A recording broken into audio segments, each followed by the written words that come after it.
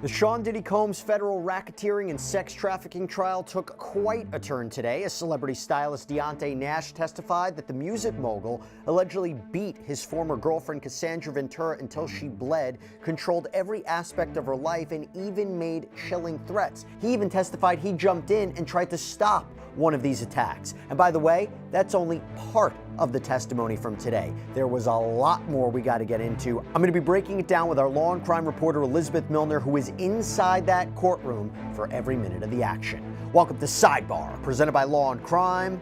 I'm Jesse Weber.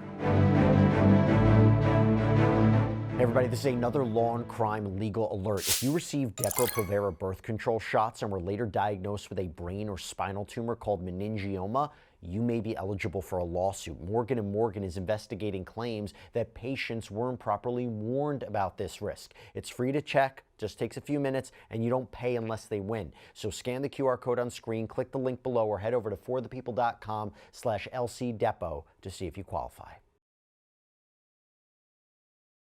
The federal trial of Sean Diddy Combs took another dramatic turn today, day 11 of testimony. And what testimony we had. Explosive testimony from this celebrity stylist, Diane Nash, who described alleged threats, physical abuse, controlling behavior by the hip-hop mogul toward his former girlfriend, Cassandra Ventura, even himself. And I think, by the way, this was brought up during our live show on Law and Crime's YouTube channel. I think this was brought up by Ashley Banfield quite well, that Nash might be the only person who's testified so far that he actually intervened in the alleged abuse of Sean Combs. We're going to get into that, but that is definitely something to make note of. And by the way, he's not the only person who testified. We heard a lot of testimony regarding the circumstances of Kid Cudi's testimony from last week. Remember that? Kid Cudi testified that he was a victim of his house being broken into, his car being set on fire, that he had been dating Cassandra Ventura,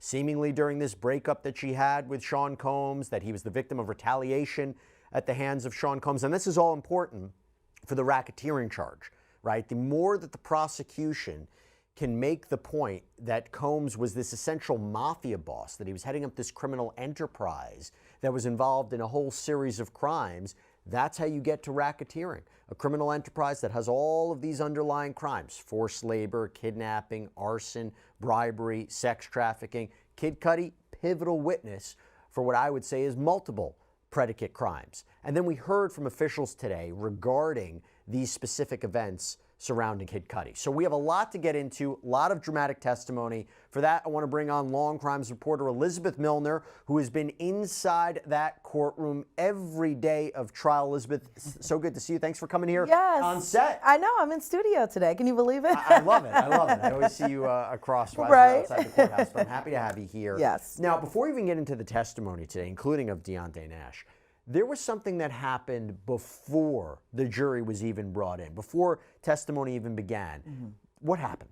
Yeah, so I feel like some of the most interesting things that happen in this trial are always the arguments outside of the presence of the jury. That's really when you see the attorneys in action, and really, honestly, when they're showing kind of their personality more, not playing it up so much to the jury. And so there was kind of a big ruling that was made outside of the jury presence before testimony had started today, and it regarded Kid Cudi. So there was this defense motion that they were trying to strike this last little bit of testimony where Kid Cudi essentially implied that he had believed Diddy was lying about having anything to do with the Molotov cocktail that was lodged into his car, having anything to do with the break-ins in his home. And so there was this moment at the Soho House where they had a meeting, they met up, they shook hands. So the prosecution had asked Kid Cudi, what did you make of just this meetup? And what did you think that Diddy was implying when he had said that he didn't know what he was talking about when he was asked straight up just about the Molotov cocktail, and that Kid Cudi had believed that Diddy was lying about this. And it was kind of a moment towards the end of his testimony, because this was a moment that we got to at the redirect. So this was after the cross-examination, where a lot of people were just like, oh, wow. So he definitely believes it. Was kind of another aha moment, if you will. And so the defense objected to this. The defense wanted this little piece that Kid Cudi was talking about just struck from the record. They didn't want this to go to the transcript when the jury goes into deliberation. And so the judge actually denied the defense's motion, and he had said that the door was actually opened for this line of questioning, for this type of response under the cross-examination. And so that was a big ruling that he had made earlier this morning. Little inside baseball, as much as they tell a jury to disregard a comment, once it's made, you can't even ring the bell. It's very hard to tell a jury not to consider that, which, by the way, we have something to talk about when it comes to a specific piece of testimony that the judge instructed the jury today to disregard. We'll get to that in a minute. But we had Officer Christopher Ignacio of the LAPD testify, and he was the one who responded to the alleged break-in at Kid Cudi's home. And this is somebody who's a veteran. So he'd been with the department about 16 years. When he responded to Kid Cudi's home, what was that response like? Yeah, so this response happened on December 22nd of 2011. This is a couple days before Christmas, around the holiday time. And so he was responding to a home up in the Hollywood Hills. The address was an address we were all very familiar with. Why? Because it was Kid Cudi's address. So he said that he was dispatched around 8:20 in the morning about a possible suspect stare down. And Ignacio had said that he had responded with police lights, with sirens, just kind of the whole shebang. And so then we see an exhibit photo of Kid Cudi's front door. So then we know, of course, he had been responding to Kid Cudi's house. And Officer Ignacio was explaining that the neighborhood that Kid Cudi had lived in at the time, it was kind of situated above the Hollywood Hills. It has narrow views and kind of windy roads. But he said that he had noticed a black Escalade. And that to me really stuck out, because this is kind of towards the beginning of his testimony. That stuck out to me because yesterday when Capricorn Clark was testifying, she testified that Diddy, Ruben, Diddy's security guard, and Capricorn Clark all went to Kid Cudi's home in what? A black Escalade, and that they proceeded to even chase down Kid Cudi when he had been responding to this break-in that had happened at his home. But Officer Ignacio, while he testified today, said that he didn't notice any of the passengers inside the vehicle because the windows were heavily tinted, kind of like a limo would be tinted, just very dark, so he couldn't see inside. But he said that he did catch a license plate number, and this license plate was for 6LKN013. He said he didn't pull the car over at this particular time because there was no crime at the time. But then he starts to kind of get into just what had happened once he's on Kid Cudi's property, that his partner jumped over a fence, let him in. He noticed the door was open, but no one was home. Then he had noticed some unwrapped gifts, which I thought was pretty interesting because Kid Cudi had testified that these gifts were wrapped when he was testifying last week, that these gifts were wrapped. And then when he came home, that these gifts were unwrapped. They were in the kitchen area. And then more detectives kind of arrived. They searched the area. But I think one thing that was pretty interesting that stood out to me during Christopher Ignacio's testimony is that he didn't mention the dog. And I think the dog was kind of a big thing, according to Kid Cudi, because Kid Cudi had explained that he normally lets his dog kind of roam around. However, when he returned home for this break-in, that his dog was locked in the bathroom and his dog was jumpy and nervous after this incident.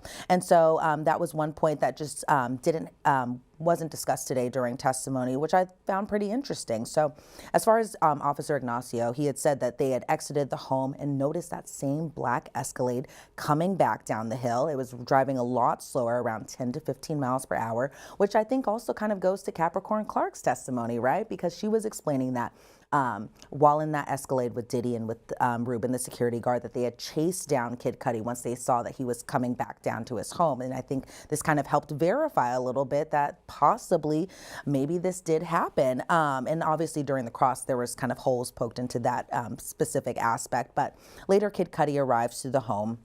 Officer Ignacio under cross kind of explained that Kid Cudi was pretty flustered by this incident. But I think kind of the biggest moment, where there were two big moments. One, that this was a trespass report. So it wasn't reported as a burglary. It wasn't reported as a robbery. It was just simple trespassing. But he said that he entered this license plate of the black Escalade into the system. So then we see an exhibit photo, and this is where the direct examination kind of ends. We see this DMV vehicle registration information for that same license plate number that I had just said, and it was registered not to Sean Combs particularly, not to Capricorn Clark, not to Ruben, but it was registered actually to Bad Boy Productions. And then the direct examination ends. So I think a lot of people including myself, were just kind of like, wow, this car was registered to Bad Boy. That's a bombshell. Yes. That's a bombshell. Because to make the allegation that Sean Combs or his team of associates, particularly when you're talking about a racketeering conspiracy, he can't do it alone. The allegation is that he used his associates and bodyguards to facilitate crimes and cover them up. If you have a car that's registered to Bad Boy at the scene of a break-in, burglary, trespassing, what you want to call it, that corroborates Kid Cudi's account and makes this a lot more digestible for the jury. So it's a big, big moment. And by the way, Capricorn Clark being in that car goes to the kidnapping, which is one of the predicate crimes that the prosecution is hoping to prove in order to convict Sean Combs of racketeering conspiracy. So obviously a big witness, Mr. Ignacio. The cross-examination by the defense was interesting. Talk to us about who conducted the cross and where exactly were they going? What did they say? Oh, yeah. Well, who conducted the cross? It was none other than Brian Steele himself. So he was really kind of back in his element, really cross-examining Christopher Ignacio. And so right off the bat, Brian Steele goes in and is like, well, this incident happened 13 and a half years ago. You need your memory refreshed, right? Officer Ignacio responds, yes. This case had no value to you until you appeared in court. Officer Ignacio agreed. And then later they kind of talk about the report, that the report was made by his partner, which Ignacio kind of verified. So Steele was coming off just a little bit aggressive during this cross-examination, or maybe he was just truly in his element, kind of coming off super confident while cross-examining this police officer. And so then we get into a map of Kid Cudi's home, and this is kind of like a generic Google map exhibit. And I think it was interesting that the defense was kind of trying to point out just where Kid Cudi's home lied in the Hollywood Hills, just as far as the route that people would take, kind of implying that maybe this Escalade just got caught at a dead end, because there were a lot of dead ends over there, according to the defense. And so I think the defense was definitely trying to play up that it's possible that this black Escalade, or who might have allegedly been inside this car, caught at a dead end, and maybe that's the reason that he had seen the black Escalade once again. But which, by the way, is something to say. Yes, exactly. Right? So a car registered to Sean Combs. Oh, it wasn't stopped there. It just happened. Yeah, it just happened to be in the at Kid Cudi's home. This time. Yes, exactly. Maybe got caught at a dead end. And then it was interesting, too, because even when Brian Steele was on the stand, he was like, did you see a black Porsche, because he calls a Porsche, next to an Escalade? And Ignacio responds, I don't remember. Did you see a car chase? Or you didn't see a car chase, did you? And Ignacio responded, no, he didn't. He asked if a gun was involved. Would you have included that in your report? Ignacio responded, yes. No one told you about a firearm. And Ignacio responded, true. The homeowner didn't mention a gun. The homeowner obviously being Scott Mescudi, a.k.a. Kid Cudi. And by the way, this is all because these are things that Capricorn Clark and Kid Cudi had kind of testified to, right? Yes, exactly. And especially with Capricorn Clark's testimony specifically. But I think, just kind of thinking about it possibly from a juror perspective, that if there was kind of this discussion on not to report it to police, not to say who was behind this, maybe that kind of may have explained why there was no talk about a firearm. But according to Ignacio, if there was a firearm that was mentioned, it definitely would have been included in the report. But again, Officer Ignacio wasn't the one who completed the report. It was actually his partner. He was asked whether or not he had heard about a kidnapping in the matter, and he said that he didn't hear about this kidnapping and that no one disturbed the property, and he responded no, which I think is interesting too, because if you talk about the dog being locked in the closet, I think that's kind of a disruption of the property, but that's neither here nor there. And then Steele was asking, there are no bullet holes in the wall, and he responded yes, and asking whether or not that he could have put out a BOLO report, to be on the lookout for this black Escalade, and they didn't do a BOLO alert. There wasn't any mention of threat to kill, and Ignacio confirmed that's true. And as far as mentions just of security cameras, obviously this is a big rap star at the time, still a rap star even today, and even Kid Cudi was talking about how his cameras were repositioned during this break-in, but Ignacio had said they had asked actually Kid Cudi to provide this footage. They saw the cameras, but there was no filming of this incident. And so Ignacio explained that Kid Cudi, when he was responding to his home break-in, that he was a little flustered. And then they ended the cross-examination with just the time frame of when this dispatch call came in. So as we know from Kid Cudi's testimony, he explained that Cassie had called him around 5 or 6 o'clock in the morning, and the call for the dispatch for police didn't come in until 8:20, and so they ended the cross-examination there. There was no redirect, and the witness was off the stand. Seems like they're trying to downplay what the severity of it, trying to get into inconsistencies about what was happening. It's an interesting level of cross-examination. And then we went into something else. So you move on from the break-in or the alleged break-in to now the alleged arson, right? This is Kid Cudi's car being set on fire, again, as a form of retaliation against Kid Cudi by Sean Combs. And by the way, just as a point of mention here, and I said this on the live show, and I'm going to say it here, if you're dealing with racketeering conspiracy, prosecution doesn't have to prove that Diddy's literal or figurative fingerprints are in any of this. The Mafia Don is not going to have his fingerprints on the gun. It doesn't even necessarily be that Combs has to be there during the break-in. It's, did he order it? Did he aid and abet it? Was there an agreement to move forward with this? That's what we're talking about. So we'll keep that in mind as we talk about this, which is now Lance Jimenez, this Los Angeles Fire Department investigator, responded to Cudi's home about a fire, right? A fire, his car being set on fire.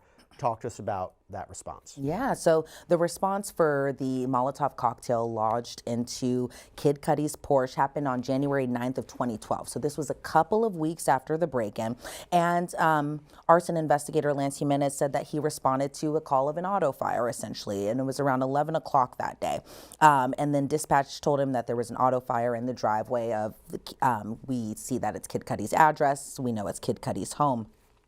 And so while Jimenez is on the stand, he's kind of describing kind of the same way other witnesses have described Kid Cudi's neighborhood around that time, that it was an affluent area. It's not necessarily a place where you see a Molotov cocktail, let alone even a car bomb essentially going off in just this quiet family neighborhood. And so he says when he observed, once he had arrived on scene, that he observed a car parked pretty close to the garage, and that car was the black Porsche 911. He said that when he arrived, he saw that this roof was cut out essentially, and then inside the Porsche was this burning pattern on the seats, on the interior, and then he saw the bottle in the front seat, and this was a glass bottle. He said that there was a burned handkerchief on the console, and his initial hypothesis was that the engine wasn't damaged, the back seats weren't damaged, the weather was good that day, so he didn't believe that this was something that was natural. And then he said that he had smelled gasoline coming from that glass bottle, so he believed it to be a Molotov cocktail. He said he didn't observe any type of windows being broken, and so he believed that the burn patterns kind of pointed to one that being lodged into the roof, but also that the roof was cut out, making this a little more intentional. And so he believed that as far as just how this all came about, that someone took this glass bottle, it was this malt liquor bottle, it was glass, put gasoline into this bottle, put cloth over this bottle, and it was kind of this silky designer handkerchief that he had pointed out, cut the roof open, the cloth fell out, and the fire was essentially contained to the car, and it could have been a lot worse. But we saw just a number of exhibits where we see everything from Kid Cudi's front door to his driveway. We see where the black Porsche was burned. We see the car roof. And again, Officer Jimenez, or investigator Lance Jimenez, saying that he believed that this cut was intentional out of the roof. We see the glass bottle. We see the handkerchief out of this clothy material. We see smoke and soot damage. We see looking kind of at the roof from the interior, we see minor burn patterns. We see a splash pattern from the bottle. The bottle was a 40-ounce malt liquor, Old English 800 bottle, which I thought was pretty interesting. And this glass bottle still had gasoline in it. And so we see a close-up of the bottle. We see the container where they had poured the gasoline into it with the fluid in it because the container wasn't at the scene, and so they had to transfer it to preserve it, to test it, that type of thing. We see a lighter on the scene, and that was adjacent to the Porsche, and it was this kind of red disposable lighter. We see the handkerchief material, and I thought it was interesting. He was pointing out that this handkerchief particularly was a kind of a designer handkerchief. And then he was talking a little bit about the DNA results. And so he was saying that there were no results on the lighter, the cloth, but there was partial DNA found on the bottle. And this partial DNA, as they kept kind of pointing out, was the DNA profile of a female. And when they talked about the female DNA profile being on this bottle, Diddy was actually kind of nodding his head along, I think also kind of verifying, okay, it's not male DNA, so people can't think it's me, it's female DNA. But the thing is, the report ended up coming back that the liquid was gasoline and that they had requested fingerprints on both the bottle and the lighter, but they didn't take fingerprints on the scene. LAPD actually did. So investigator Lance Jimenez, he works for LAFD. LAPD was the one who had taken the fingerprints.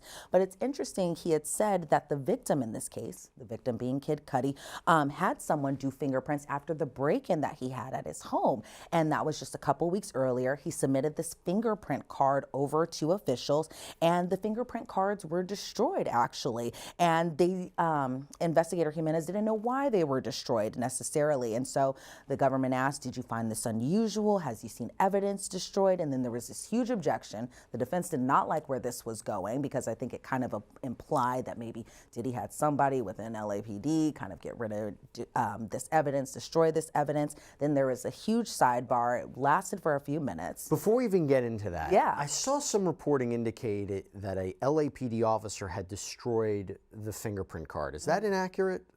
Yes, no, that's not inaccurate. And LAPD did destroy the fingerprint card. It wasn't ordered by Officer Jimenez. We just don't know Investigator why. We Jimenez. just don't know why that would have been. We don't know why it was, and so that was the big moment that they were talking about. Where it's like, why was this evidence destroyed, Right. and why did it go away? Why was this so unusual? And have you seen anything like this before? And Jimenez said this wasn't his call to make. So now it goes into sidebar. Obviously, there's a big objection. What happened during the sidebar? Well, the sidebar. So meaning the jury's not there. Yeah. Well, actually, the jury is there for the sidebar. So then we hear this. Yeah. Interesting. Yeah, we hear this loud kind of staticky noise going off. So we're not hearing what both parties are talking about. However, there's a court reporter over there kind of transcribing everything. And so the sidebar lasted for a few minutes. And I myself was wondering what's going on. So I know the jury must have been wondering what is about to happen, what's going on. Then all of a sudden there's a break. They take pretty much like a nice long morning break, I should say, and then there were a lot of arguments outside of the jury. That's what I was Yes. confused. So I know they went to a break, Yes. and that's where it really heated up between That's where it and the heated judge wasn't happy. Oh, the judge was not happy at all. And so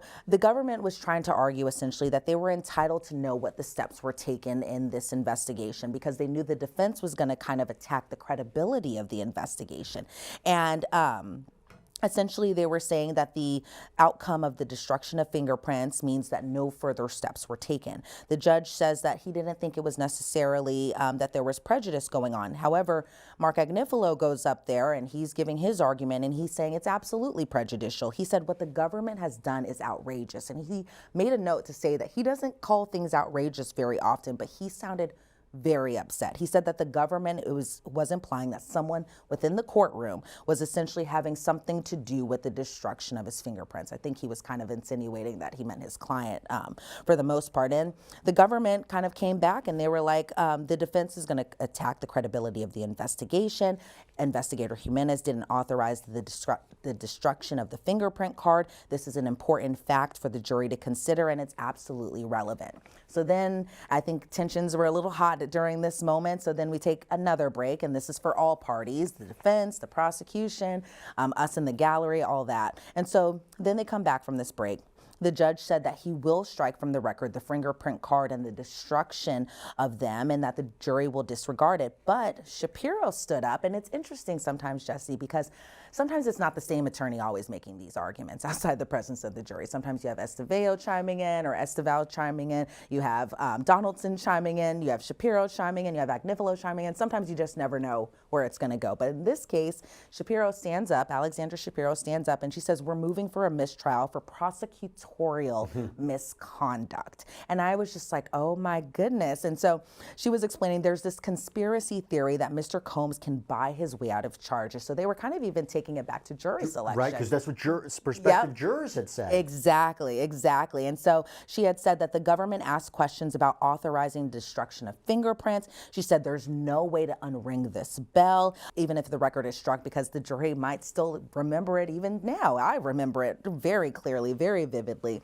And so the defense is kind of arguing that the government should have stopped when they just said that the fingerprint cards were destroyed. They should have just stopped there. They shouldn't have continued insinuating in a way that they were ordered to be destroyed by a particular someone. And so the government comes back. They say there was no prejudice that should cause or would cause a mistrial, and that the government needed to elicit this testimony about the fingerprints, and they said that they came to a resolution that they're okay with it just being struck from the record. And so the judge denied the application for a mistrial and said that the jury will just disregard the statements from the attorneys as evidence, and will disregard the statements made by Investigator Lance Jimenez. And that's what he did. He told the jury to disregard it. Easier said than done. We'll see if they disregard it. But also you have to wonder if the jury will make that connection that the defense made about who might have been responsible or behind the evidence being destroyed. And by the way, there might not be anything nefarious about this. Jimenez was cross-examined, though, by the defense. What were some of the highlights there? Yeah, so he was cross-examined by Mark Agnifilo, and so starting off the bat, we kind of see the inside of the Porsche where you can see the bottle.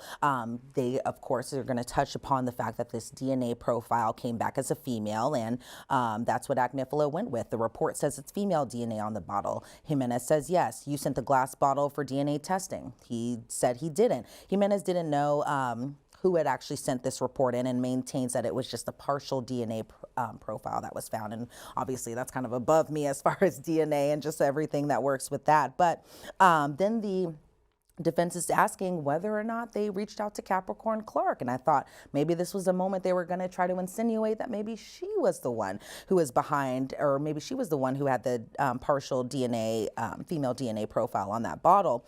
And so then Jimenez said that he didn't recall when the report came back. We see another exhibit photo of the glass bottle inside the Porsche.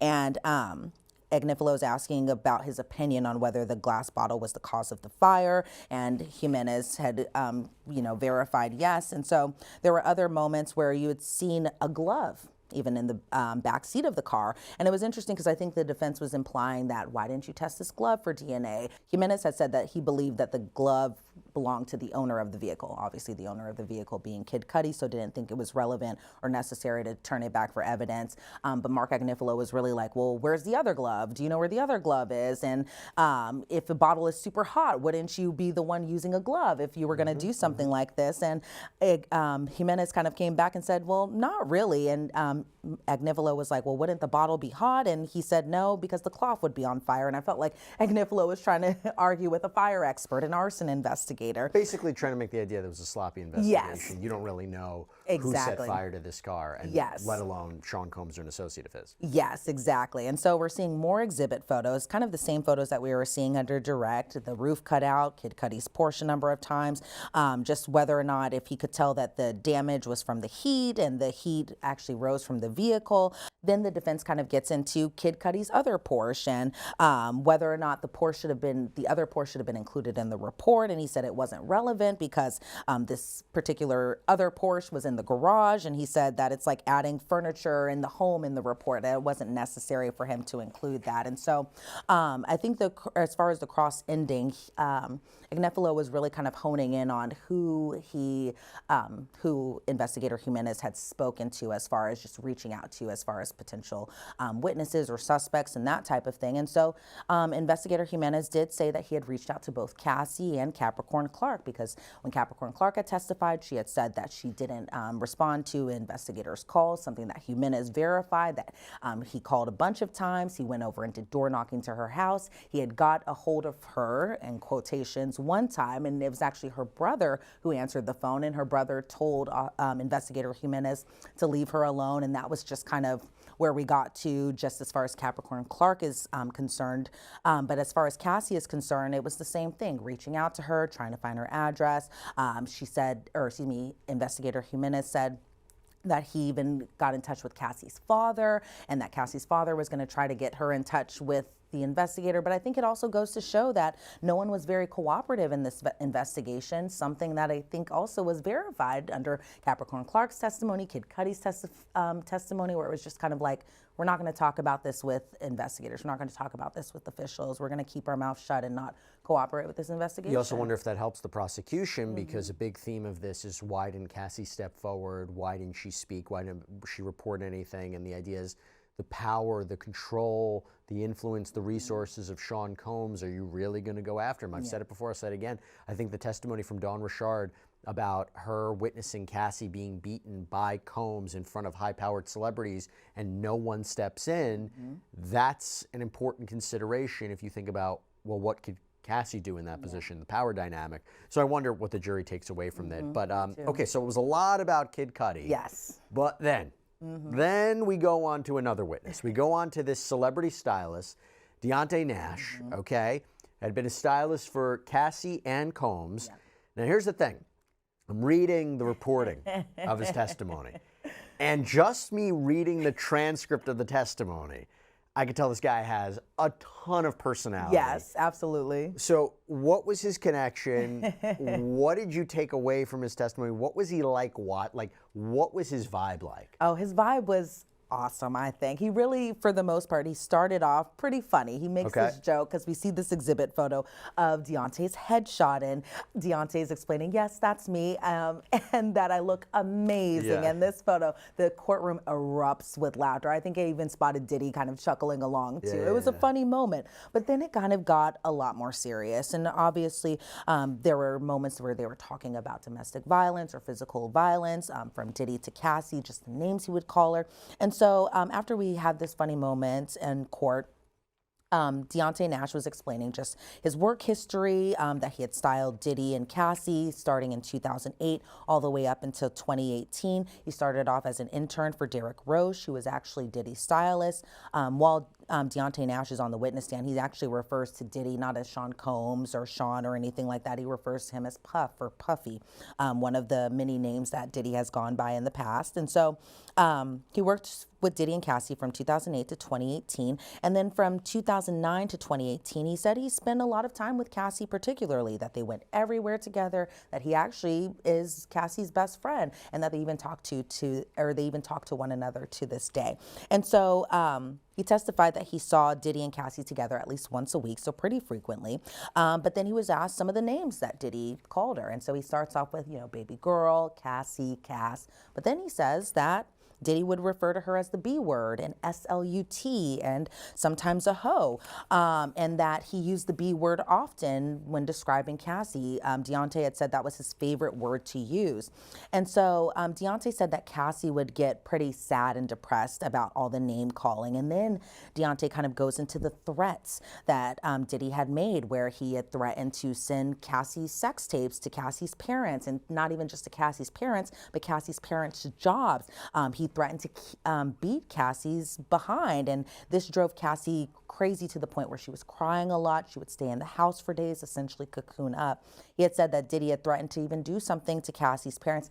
One thing is, they didn't elaborate what he threatened to do to Cassie's parents, so I'm wondering if it also kind of falls in line with threatening to report these things to Cassie's parents' jobs, make them lose their jobs. It was these types of really mean and horrible threats that essentially Diddy was doing to Cassie around this time. And so there were even points where Deontay and Cassie would go out partying together, like to the clubs and that type of thing. And by the way, just to interrupt, the reason this is all important, other than establishing this pattern of criminal activity, is force, fraud, coercion, how he would induce her to engage in these freak-offs for purposes of sex trafficking, and understanding the context of it and understanding what her environment was like, again goes to the idea, why didn't she step away? Because that was a big point of cross-examination. Why didn't you leave him? Why did you keep coming back, even though she disputed coming back? Why did you encourage freak-offs or set them up? this is just another witness who's testifying very consistently about that environment. Sorry to interrupt. Oh, Just no, wanted to no, provide not at context. all. Go ahead. Yeah. But yeah, there were even points too where there was this one incident that happened at 2014 Vanity Fair party. And it's interesting too, because just hearing this trial, watching this trial like live in action, they really kind of go into the behind the scenes of the celebrity life. So they do things like go to red carpets and photo shoots and editorials and Vanity Fair parties, which is like the huge party that they do after the Oscars. And so at this particular event, Diddy had told Deontay, according to him while he was testifying, that Cassie's hair was the wrong way, that Cassie's hair was supposed to be up, it looked better for her look, and her hair was down. And it's interesting because Deontay on the stand said that Cassie's hair, the way it was originally, looked bomb. And so Diddy, so Diddy picked up Deontay angrily and even expressed just kind of violence sometimes towards Deontay, and that essentially Derek Roche, that being Diddy's stylist, Diddy and Cassie all went to the bathroom, fixed her hair, for the result to be that Diddy actually ended up liking Cassie's hair down a lot better, something that they had originally done after they put her hair up. So then we get into Cassie's music and just that she was in the studio a lot. She was working towards the album, but Diddy would threaten to not release her music.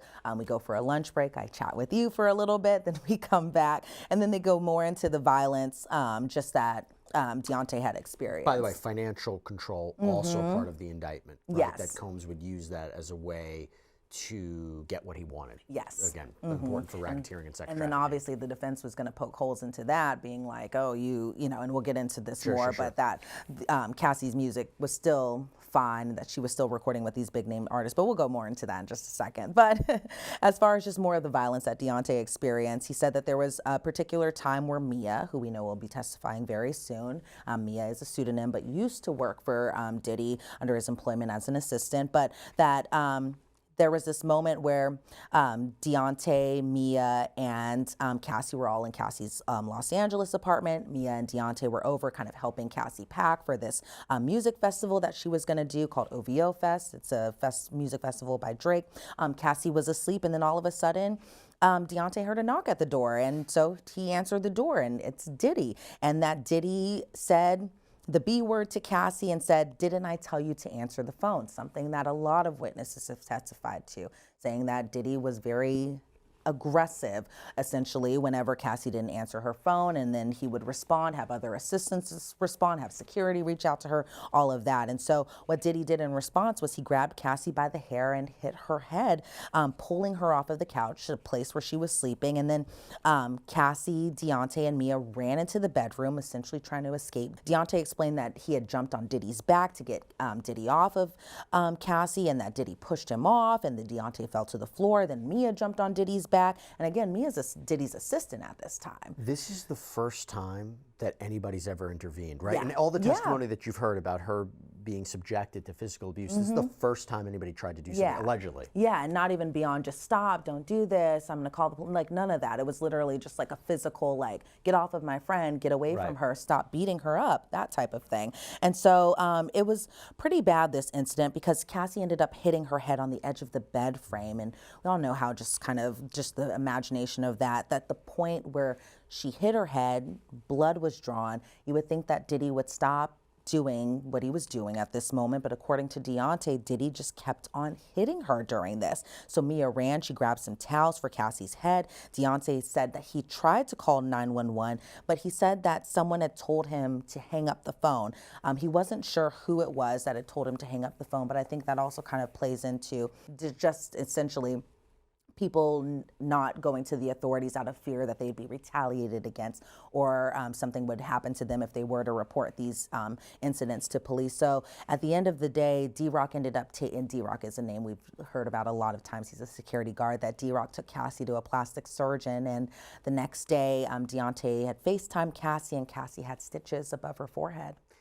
There's a lot that he just testified to, a lot of, violence and the threats. Didn't he say at some point, call Combs' bluff, right, regarding the threats to release the sex tapes? He talked about that, right? He did. And another incident of violence where Deontay was over and Cassie was cooking and they were having a good time, and then Diddy comes over. Diddy said, "Get the F out of my house," because Diddy, I guess, was paying for that apartment, and so he believed that this was his. And so Diddy had even kind of taken his anger out on Deontay, where, according to Deontay, he popped him in the back of the head, and by popped he meant slapped Deontay in the back of the head, and he said that he had no hair to grab, and that's why he ended up getting smacked in the head. And so Deontay goes downstairs.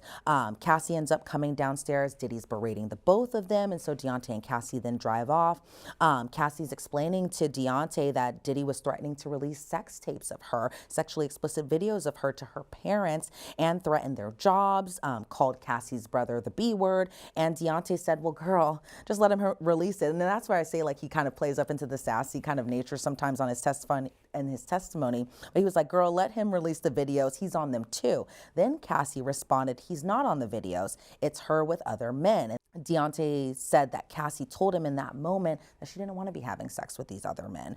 And I think that was kind of a big point to kind of drive home that this was forced or fraud or coerced for her to kind of be doing these freak offs, because this again was around the 2013-2014 time frame. And so essentially they hid out at a hotel, and then Diddy had followed them to this hotel, and he ended up bringing other people, like his chief of staff at the time, that being Tony Fletcher, another person that being D-Rock, and that D-Rock and Tony Fletcher actually helped Cassie kind of escape out, because Cassie threatened to jump out of this hotel balcony, essentially off of the just off of where her hotel rooms at the time. And so Deontay was asked what floor this was on, and he was like, well, it wasn't the first floor, but he couldn't recall what floor it actually was on. And so I think that was just another moment of just what he had experienced while one being one of Cassie's very best friends, but also what it was like just seeing the inner workings of their relationship. Now, I also understand something happened at this 2013 music video shoot too. What happened there? Yeah, so again, to your point, it was around the 2013 timeframe. Cassie was filming this music video. Deontay said he was outside smoking the cigarette. Then all of a sudden, Diddy grabs him and chokes him out. That's what Deontay said. Diddy had allegedly told Deontay, I told y'all about going out, because Diddy didn't like when Cassie and Deontay went out without his permission. Deontay explained that he was scared of retaliation from Diddy around this time. Again, he refers to Diddy as Puff. So he didn't report this particular incident to police, but he reported it to Derek, and he reported it to Christina. And then we see an exhibit photo of Christina, that being Christina Coram, aka KK, as some of the witnesses have called her, and that Christina said that she would talk to Diddy to stop him, but she didn't. And there was also something about a 29th birthday? A 29th birthday, yeah. And it was interesting because this particular birthday was also referenced in Cassie's now settled federal lawsuit, where Cassie just wanted to do karaoke with her friends. She just wanted to go out with her friends for her birthday, but Diddy wanted to surprise Cassie for her birthday that day. And then Deontay said something to the effect of, girl, you can't tell that man no, as far as why Diddy even showed up to that particular birthday, even though I don't think he was necessarily wanted. But Cassie told Deontay that Diddy wanted to do a freak off at a hotel, but she didn't want to go. Again, she just wanted to celebrate her birthday with her friends. So they end up going to a dinner. Then later they go to this karaoke bar, where even at the bar, according to Deontay, Diddy was yelling at Cassie. And then they later go to Cassie's apartment. It was Deontay, it was Bonna, another friend of Cassie's that we presume to be testifying in this trial sometime later on, and then another friend. We see an exhibit photo of Bonna. So Diddy all of a sudden comes over to Cassie's apartment and said, y'all are gonna get some D tonight. Cassie ended up packing a black duffel bag, and according to Deontay, this black duffel bag had cash, it had sex toys in it, and Cassie said she didn't want to go to this. She didn't want to go to the hotel with Diddy, and Cassie had relayed to Deontay that Diddy was making her do it. Deontay said that Cassie was super high during this, and that Diddy was also high during that night, but was also saying that Cassie was more intoxicated than Diddy that night. And so I think the government was trying to own up that Cassie might have been under the influence either of drugs or alcohol that night, but also that Diddy was too. But I think kind of the essence that they were trying to drive home was just that this was another moment where Cassie just didn't want to do this. She was pretty much forced to do this, that her boyfriend was making her do this, that type of thing. So a constant state of threats and fear and violence. But the defense has always said that this is a case of a toxic relationship and domestic violence, and it doesn't amount to sex trafficking. Right. Is that what happened on cross-examination? I mean, what were they trying to hit upon when they had an opportunity to question Mr. Nash? Well, sometimes I'm not going to lie, when Xavier Donaldson does the cross-examination, I never know kind of where we're going. He is very kind of chauvinistic when he's in the courtroom. And by the way, it is very interesting Yeah. who they choose to cross-examine Yeah, each witness, right? I absolutely. mean, you've talked about so many different attorneys today cross-examining different witnesses. So he did the cross of Nash. Yes, he did the cross on Deontay Nash. And even just starting off, there was kind of a little sassy moment where Donaldson asked Deontay, "Good afternoon," and he just waits for a response. And then he says it again, "Good afternoon." And Deontay responds, "How are you?" And Donaldson says, "I'm good, how are you?" And Deontay responds, "Blessed." Then there was a little chuckle in the courtroom. And so you could see that there might have been some tense moments. But as far as where they really went with the cross-examination is, they right off the bat was asking, "Did you hire a lawyer to file civil claims against Diddy?" He was also asked about going to the government meeting with prosecutors, and that Deontay had explained that he had went willingly and that he didn't hire a lawyer to investigate or to do civil claims against Diddy. And it feels like the defense is always trying to kind of claim that there might be civil litigation pending, but according to Deontay, that wasn't necessarily the case. So Deontay has shown this document that we don't see in the gallery. It was just shown to the parties and the witness in this case. And so Donaldson asked, "So as of March 10th, 2025, you didn't retain counsel for civil claims against my client, Sean Combs." And Deontay maintained that he only has legal representation mainly because he knew he was going to be testifying. He didn't even want to be testifying for the most part, Jesse. He told me, or not told me, but he had testified that he was subpoenaed to testify and he really just didn't want to do it. And so then Donaldson asked, "Well, did you tell Ms. Comey that you had civil attorneys to pursue claims against Mr. Combs?" Again, Deontay Nash pushing back, saying no. Then all of a sudden we're seeing an exhibit photo of Cassie. And I feel like sometimes that the defense kind of tries to throw in these exhibit photos of Cassie on video shoots, on red carpets, doing editorial shoots to kind of show that she was successful just in her own right sometimes. But sometimes I never know just kind of why they bring it up in that particular instance. I guess they're trying to say he wasn't really controlling, derailing her career as much as the prosecution would say. And I think there was testimony earlier in the week as, was she a hard worker? Was she talented? You know, was he controlling her career? She wasn't a success because of him? Yeah. Just keep her as a sex slave? Or was it, you know, something of her own doing? Exactly. And so there were times even that we saw exhibit photos of Cassie performing on stage. And pretty recently, around 2016-ish, Cassie even posing with Usher at a Bad Boy reunion tour. It was the 20th anniversary, and Deontay was explaining that he had styled Cassie for this tour. And then Deontay, it was interesting because there were times where Xavier Donaldson would be like, "So Miss Ventura," and Deontay would be like, "Miss Fine," because that is now her married name. And so there was a little tense moments with that. But then all of a sudden, Donaldson's asking just how Deontay Nash became a celebrity stylist. You went from intern to styling these high-profile people. Just how did that kind of come about? And so then they kind of get into, I think, what they were really trying to go for, where it was like, well, you would agree that artists of a particular label need to have their artists look their best at all times. And Deontay said yes. So you agree that the label had interest on how their artists looked, because Cassie was still signed to Bad Boy at that time.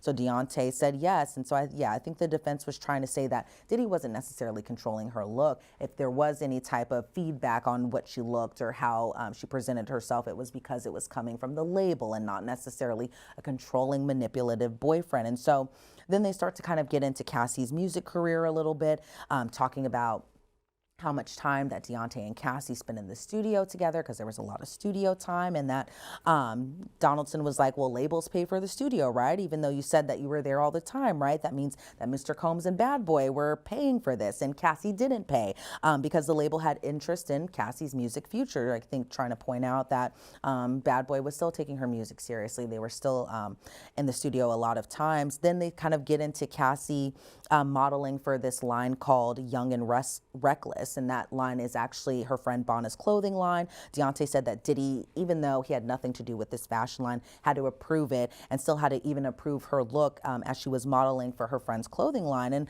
I thought that was interesting that he had said that, because for the most part, you know, we always help out our friends, especially with business adventures. But even as somebody else is in control of their particular brand, their particular fashion business, that Diddy still had final say and approval just on how Cassie looked and represented herself. And so then right before we go to a break, Deontay is asked just about Cassie's music and just all the names and celebrities that were on this mixtape that was published but not published on streaming, meaning that it didn't make any type of money. But there were high-powered artists on there like Lil Wayne, Pusha T, French Montana, Jeremiah, Meek Mill, all on Cassie's mixtape. And then we kind of go into a break, and Donaldson was like, well, there was this whole discussion on whether or not that we would end at 3:30 today or 4 o'clock today. Donaldson was like, well, I at least have another hour. And then the judge got a little mad at him because he's like, well, why didn't you tell me that you had another hour of cross? I would have let the jury go home earlier. And so they try to make use of those last 30 minutes of the cross-examination, but Deontay is still in it for tomorrow morning. Still in it. Wow. So we'll see the continuation of that. As we talked about, Mia is going to take the stand.